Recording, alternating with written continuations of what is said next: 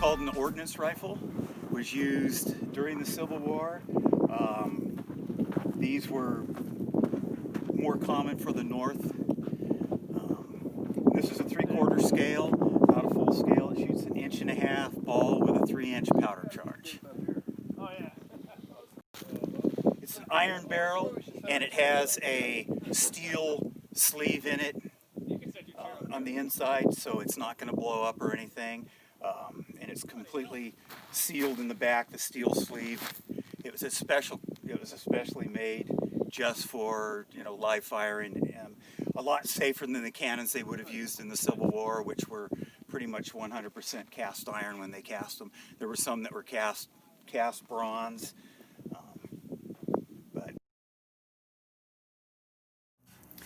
Okay, we're getting the cannon ready to fire.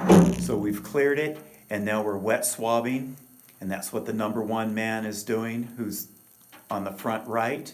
And then the number 2 man will come in and run a dry swab, and we're just making sure the cannon is clean and prepared to fire.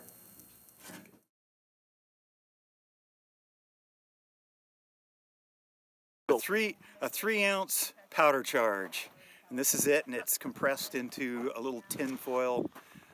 Do you buy it like that? A long ding-dong. I make these. Yeah, I make these. And then here's our ball. It's an 1.5 inch cannonball, pure lead ball, and it has a sabot on the back. That's it. Okay, let's go ahead and load. Dot out. Put the charge down the barrel.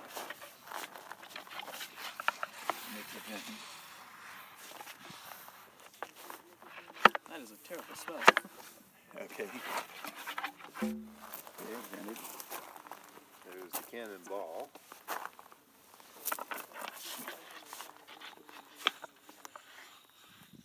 Makes if you want to let off your finger just a little bit.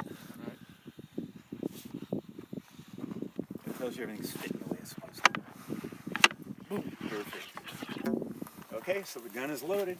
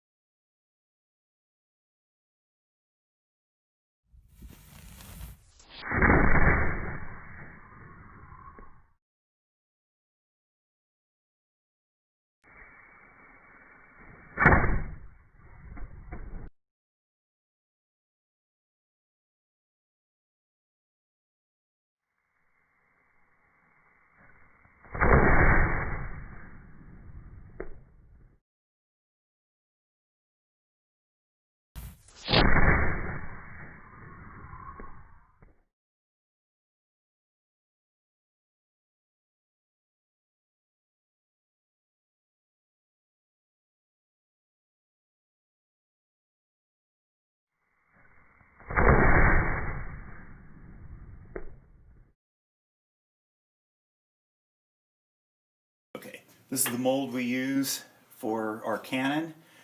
It's an 1.5-inch diameter ball.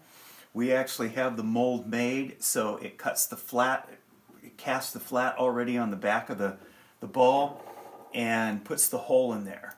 And that is all to attach our sabot. And the sabot helps align the ball when it goes into the cannon. And we do all this basically for accuracy. When we shoot these cannons, it's for scores in a competition. So we want them as accurate as possible.